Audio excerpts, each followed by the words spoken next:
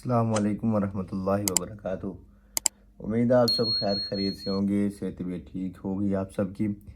तो rearrangement reaction मैंने कहा एक बार ज़रा जितने भी हैं फार्मास्यूटिकल साइंसेज में वो एक बार हम ज़रा देख लें मुकम्मल, जो सिलेबस के अंदर आउटलाइन के अंदर मौजूद होते हैं। तो उसमें आज हम देखेंगे वुल्फ किश्नर रिडक्शन रिएक्शन। ये मतलब खैर आप सब ने 12वीं क्लास में पढ़ा होगा जब उसमें तो सिर्फ इसका एक स्टेप रिएक्शन है जिसमें इसके साथ उसमें क्या कहते हैं रिडक्शन करवाई जाती है कीटोन की, और इसके साथ एल्डिहाइड की है क्लीमेंसन रिडक्शन की जाती है। तो यहाँ पे हम वुल्फ-किश्नर रिडक्शन को विद इट्स मैकेनिज्म हम देखेंगे, और उसके बाद फिर हम आपको इसका फार्मास्यूटिकल यूज़ भी बताऊंगा। तो इंट्रोडक्शन देखते हैं जी। When ketones are treated with Q H base है एंड वाटर, और पानी भी हम इसमें इस्तेमाल करेंगे। डायज़ो कंपाउंड्स भी यूज़ होंगे, मतलब इसके अंदर हमारे पास जो इंटरमीडिएट कह रहा हूँ मैं, कि रिएक्टेंट स्पीशीज़ हैं वो हमारे पास 3 हैं।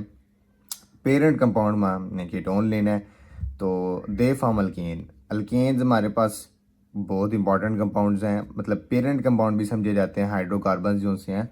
आफ्टर स्लाइड अरेंजमेंट ये अल्केन बना देंगे, जो हमने 3-4 स्पीशीज़ हमने मोइटीज़ ली हैं, ये आफ्टर स्लाइड अरेंजमेंट ये अल्केन बना देंगे। मैकेनिज्म की तरफ जल्दी से बढ़ते हैं। हाइड्रोजोन की फॉर्मेशन है जी। हाइड्रोजीन से हाइड्रोजोन मतलब कि जो कार्बोनाइल कार्बन होता है उसके ऑक्सीजन को हटा के उधर नाइट्रोजन लग जाए, और जो हाइड्रोजीन होता है वही हाइड्रोजोन बन जाता है। कब? जब उसका ये कार्बोनाइल ऑक्सीजन को मतलब रिमूव करके ये नाइट्रोजन अटैच कर दिया जाता है। यहाँ पे सेम केस नाइट्रोजन अटैच होता है किस तरह? डबल बॉन्डेडली। सिंगल बॉन्ड नहीं बनता उसका भी, डबल बॉन्ड ही बनता है। और साथ में आप देखेंगे कि जी वाटर रिमूव हुआ है। वाटर जो इस नाइट्रोजन के 2 हाइड्रोजन थे ये रिलीज़ हुए, और साथ में ये ऑक्सीजन रिलीज़ हुआ। ये हो इसके दोनों बॉन्ड जो से हैं ये इसके साथ कार्बन के साथ बने, तो ये हाइड्रोजोन बना, और साथ में जो वाटर था वो रिलीज हो गया।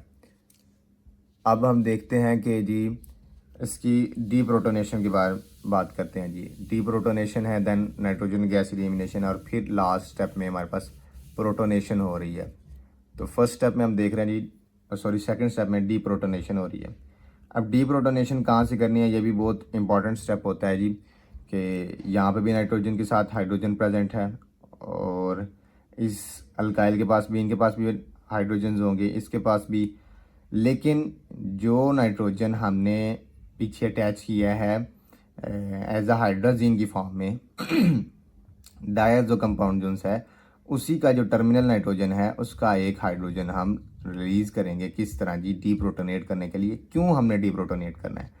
क्योंकि हमें अल्केन की ज़रूरत है, और अल्केन से पहले हमने with in the reaction hydrazone anion बनाना है।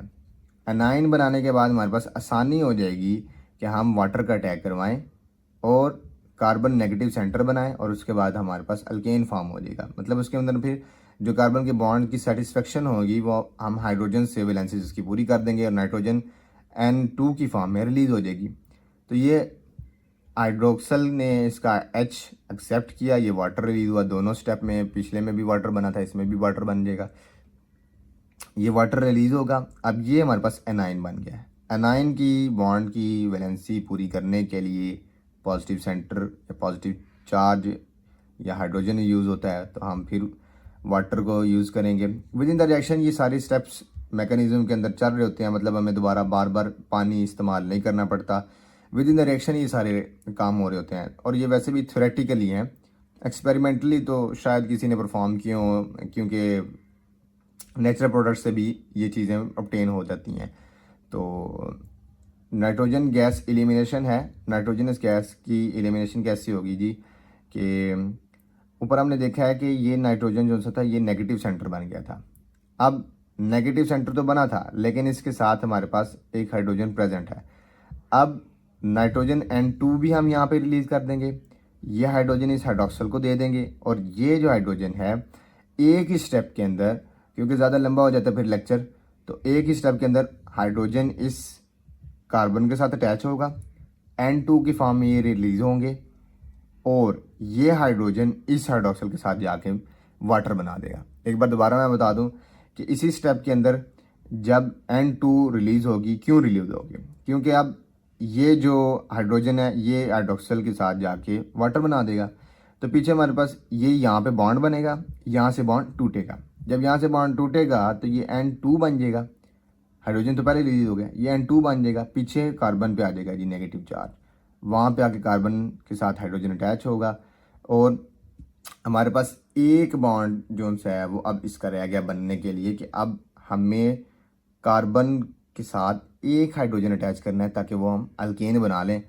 अल्केन अब बनाएंगे जी हम, ये नेगेटिव चार्ज जो सा है ये रिमूव करना है। कैसे करेंगे? हाइड्रोजन ऐड करेंगे, वाटर की प्रेजेंस में हम वाटर इस्तेमाल कर रहे हैं तो अल्केन बनेगा जी हमारे पास और साथ में हाइड्रोक्साइड रिलीज हो जाएगा। अब फार्मास्यूटिकली अल्केन या हाइड्रोकार्बन्स कहाँ पे इस्तेमाल होते हैं? अल्केन हमारे पास पेट्रोलियम में इस्तेमाल हो रहे हैं, अल्केन कोल टार में इस्तेमाल हो रहे हैं, लेकिन फार्मास्यूटिकली कहाँ इस्तेमाल होते हैं? फार्मास्यूटिकली ये बहुत ही इंपॉर्टेंट फार्मास्यूटिकल प्रिपरेशन में इस्तेमाल होते हैं, मतलब एज आ बिगिनर्स ये रिएक्शंस में इस्तेमाल होते हैं। उसके बाद ये पेट्रोकेमिकल्स हैं उनमें इस्तेमाल हो रहे हैं, रिफाइंड ऑयल्स बनाने के लिए इस्तेमाल होते हैं। तो आज के लिए सिर्फ इतना ही। अल्लाह हाफिज़।